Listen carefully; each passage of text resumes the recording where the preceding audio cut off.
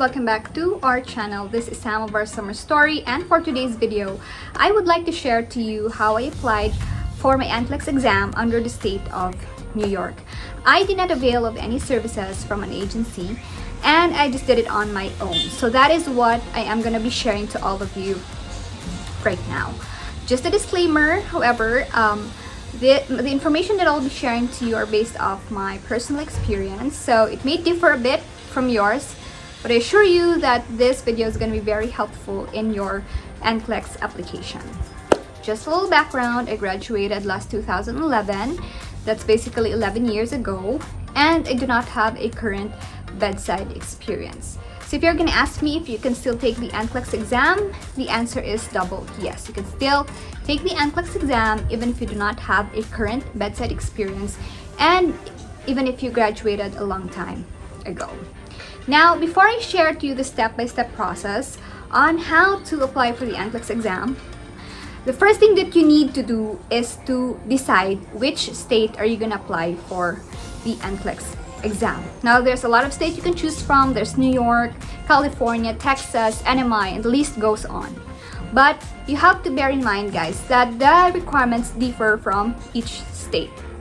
And the easiest that I found really is in New York City. In fact, in 2 days, you can finish the entire process. Ganun siya ka-dali. So if you're gonna ask me, ano ba yung eligibility na sinasabi mo, Sam? Well, ganito yun, guys. If you're gonna take your board exam here in the Philippines, diba PRC is the one regulating the board exams. Once you pass your boards, you can practice your profession anywhere within the Philippines. Sa US naman iba. Okay, so you have to be eligible to this specific state. They have a list of requirements na kailangan ninyong i-comply for them to check and see whether you're eligible to be licensed under that specific state. Kasi sa US, pag na-license ka under the state of New York, for example, you can't practice sa Texas or sa California. You can't do that. Dapat sa New York ka lang. So that is why parang nanliligaw ka lang din, guys, diba? Yung nililigawan mo, there's qualifications na hinahanap, and kailangan mong i-comply yon para mag-say yes sila sa inyo. Ganun din po yung mga state natin sa US. So there's a list of requirements that you need to comply. Kailangan mo lang isubmit, and then i-check nila whether you're eligible or not. Now, you're probably gonna ask me, paano yun if nag-decide ako, ayoko na pala kay New York, I wanna go and work in Texas or in California. Do I have to take the NCLEX exam again? The answer is no. You just have to endorse your license to the state that you wish to practice your profession. However, again, guys, you have to comply the requirements of the state that you wish to practice your profession. So, kung anong requirements ng Texas, for example, i-comply nyo lang siya in order for your license to be endorsed doon. However, that's a different topic. We're not going to tackle that in this video. I am just trying to explain kung bakit natin kailangan mag-apply ng eligibility sa chosen state natin. Alright? So, once you decided, I probably assume that you chose New York as your state because you're watching this video. So, let us now proceed to the process. First thing that you need to do is to open their official website. That's op.nysed.gov. Okay, so once nandiyan na kayo sa website, just click professions, and then you click nursing. Sundan nyo lang, guys, yung naka-gray na highlight, and then on the left part, you click instructions for applying for licensure as an RN. And then idadirect nyo kayo sa page na to. You just have to click RN pathway number 5. That's for graduates of foreign nursing schools, which applies to us Filipinos who graduated here in the Philippines. And then, lalabas na dyan yung instructions on how to apply for your eligibility. So you can see there, guys, there's 3 steps that you need to do.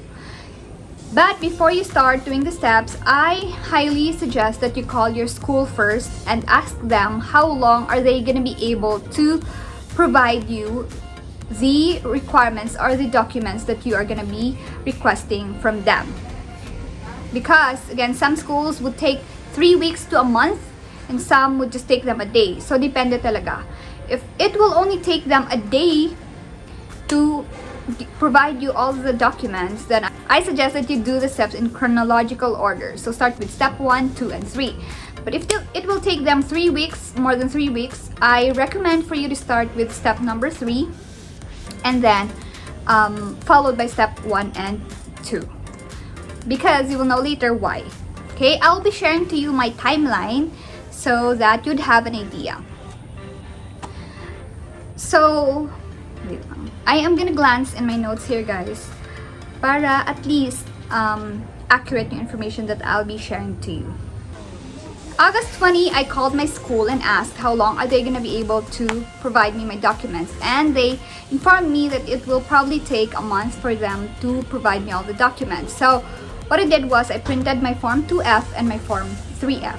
Now for the form 2F, that is to be given to your school.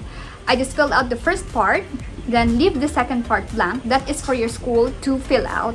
And then on the last part, do not forget to sign. The same thing is to be done to your form 3F. So the part 1 should be filled out by you, and then the second part should be you should leave the second part blank. That's for the PRC to fill out, and then do not forget to sign on the last part. And on August 21, I went to my school. I brought with me my form 2F, and I requested for my TOR and my RLE. And I also requested for a diploma. Now, the diploma is not included in the requirements that is to be sent to the NYSED BON. However, I requested for one because there is some information that I need there in order for me to answer my form 2F. So I requested for a copy. Now, I paid 1,200 for all the documents that I requested, and they asked me to go back and wait for their call for at least 3 weeks to a month. So that's what I did. I waited for it. I did not process my PRC papers yet. Guys, I waited for my papers from my school so I could process it all together. On September 20, they gave me a call and informed me that my papers are ready. So pumunta ako sa school, and then kinuha ko nga yung mga papers na ni-request ko. Now guys, this is something that may be different from yours. In our school, hindi po sila yung mismong nagpapadala ng papers to the US. What will happen is that they will ask you to review your TOR and your RLE and also your Form 2F. Now, once you determine na perfect na siya and wala na siyang mga maling information, they're gonna seal it in an envelope with the school logo and the name and the address and the contact number. And then they're going to seal it, and then lalagyan nila ng school seal. Okay? And you're not allowed to tamper it. You're not allowed to open it. Once na-seal na siya, hindi nyo na pwedeng buksan yon. And they are gonna ask you to bring it sa DHL, and you have to send it yourself. Ganun dito sa amin. I don't know sa inyo because as far as I know, yung ibang school, sila yung nagsisend ng mga papers doon sa DHL. But for us, we're the ones who's sending it out. So, pumunta akong DHL the same day, September 20, and then I sent my papers. They're actually familiar with the process. They've probably done it 1,000 times. Sinabi ko lang doon, this is to be sent to New York State Education Department, Board of Nursing, and they already know the information. Pati na din yung information ng school namin. So, I just paid, I believe, 1,600 to 1,800 pesos. I can't remember. And then, after noon, they just gave me a slip para ma-monitor ko siya. And then, tapos na ako doon sa step na yan. Now, I proceeded to the PRC. And when I arrived there, they were also familiar with the process. I just told the guard I am going to request for papers for my NCLEX exams. So, the guard told me to proceed to window number 1. And the guy there who assisted me gave me a state verification slip that I have to fill out, and then also a good moral certificate.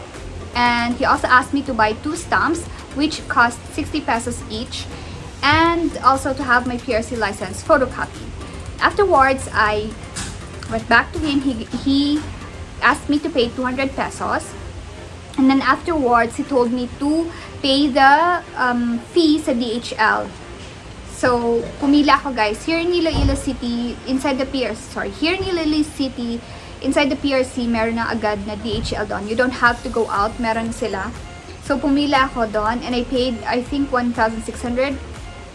And then, kinuha ko yung receipt. And then, binalik ko siya doon sa window 1, doon sa guy. And then, kinuha niya yung receipt ko and he asked me to sign doon sa parang note. That's it. Tapos na ako. So, if you would try to see, for as long as your requirements sa school ninyo is ready na in just a day, kaya mo talaga siyang tapusin in 1 day. But unfortunately for us, kailangan naming magantay ng 1 month. They're probably looking for the information pa, kaya natatagalan.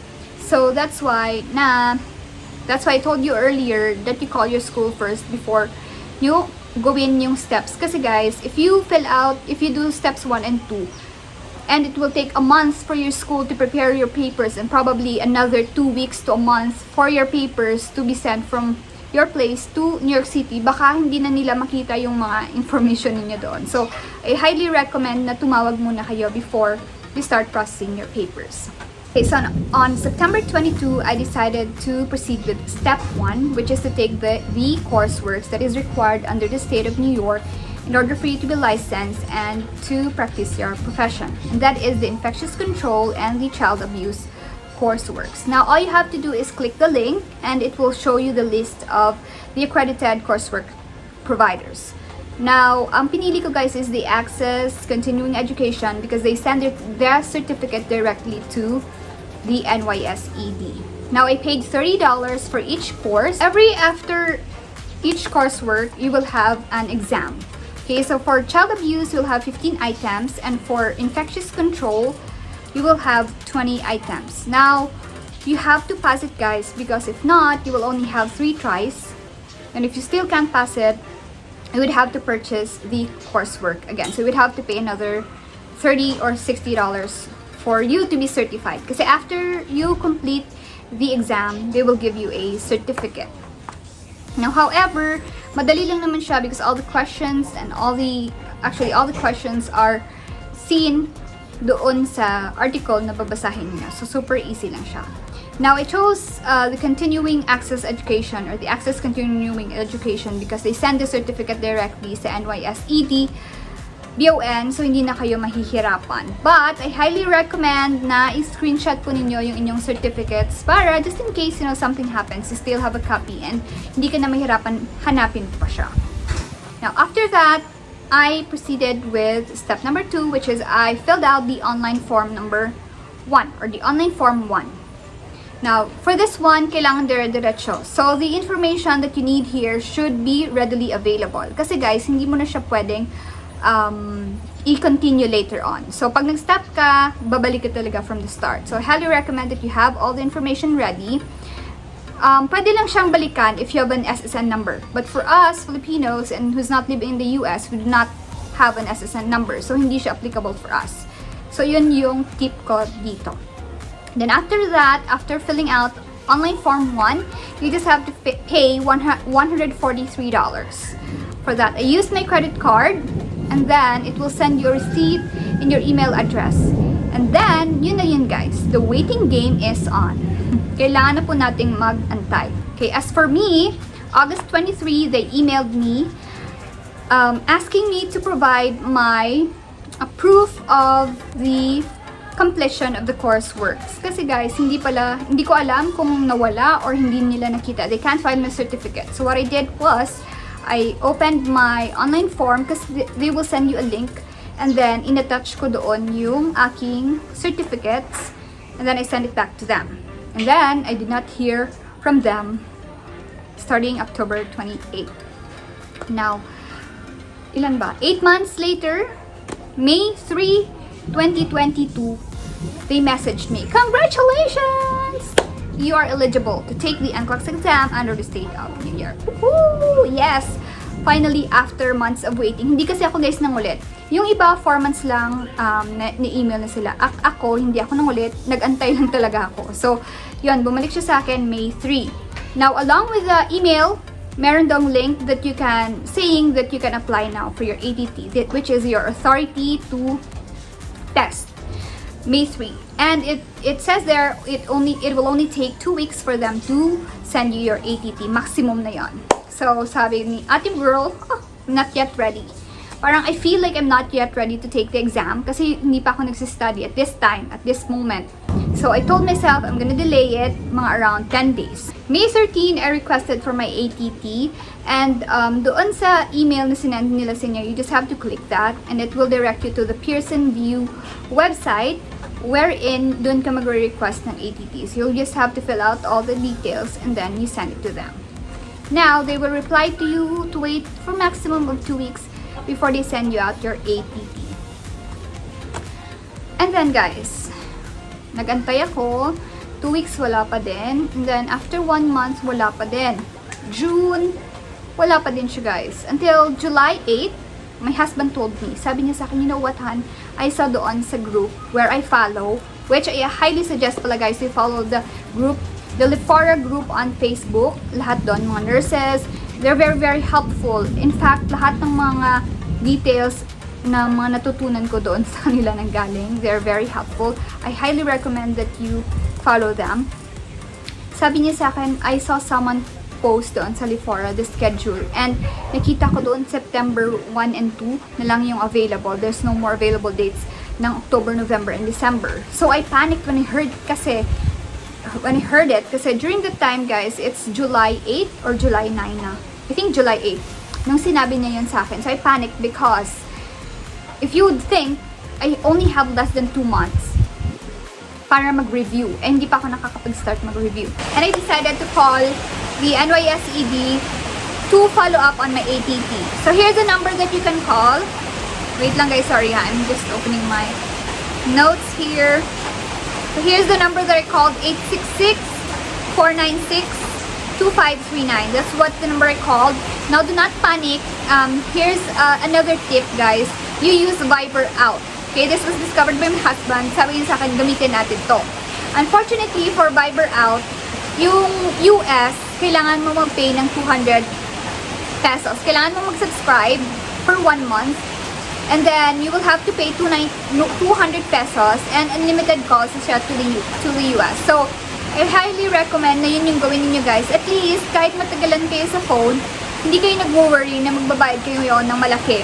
Regardless kung gaano kayo katagal, 299 lang yung babayaran ninyo. But do not forget, of course, na i-unsubscribe siya after you use it. And then, so, I told the girl who answered my call, sabi ko, I would like to follow up for my ATT, please. And then, she answered, may I have your SSN number? And sabi ko sa niya, I do not have an SSN number with me. And then, sabi niya sa akin, so you don't know what your SSN number is? And then I told her, well, I'm currently not in the US, I'm in the Philippines, so I do not have an SSN number. And then she answered, okay, so I know now what the problem is.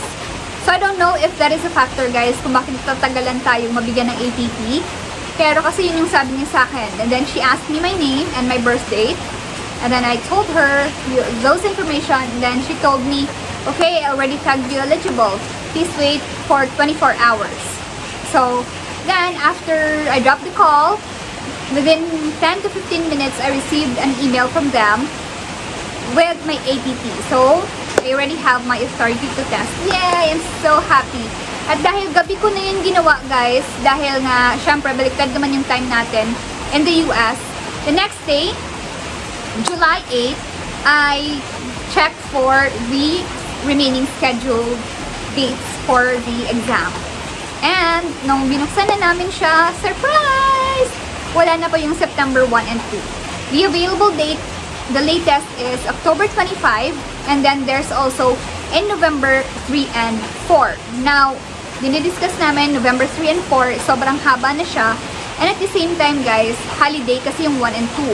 So, we're gonna have a hard time na mag-travel to Manila kasi we are coming from Iloilo pa. So sabi ko, hindi pwede na November ako kumuha. Pero hindi din ako ready to take the exam on August 25. So I'm really torn kung anong gagawin ko. Kasi yun pala guys, isang factor din dito sa Philippines, no? We have limited slots talaga. Sometimes nagbubukas sila, pero hindi ka sure. So, and good news however, the validity of the ATT now is 6 months. That is, I mentioned earlier, I thought it's just 3 months. Pero ngayon, 6 months na siya. Pero yun nga lang, kahirapan din mag-schedule dito. So, I told my husband and my mom, and they encouraged me, sige, go mo na August 25. So, ginawa ko na yung August 25 kahit na I feel like I'm not ready. Sabi ko nga sa husband ko, I'm probably just gonna waste money here kasi I have less than 2 months to prepare and talagang, hello, zero knowledge kasi guys, I've graduated again 11 years ago. So, parang suicide. Ganon. I even asked some, ano nga tawag dito, reviewers. Sabi ko, if I enroll ba sa inyong program, will you be able to provide me, you know, enough information for me to pass the NCLEX exam in less than 2 months?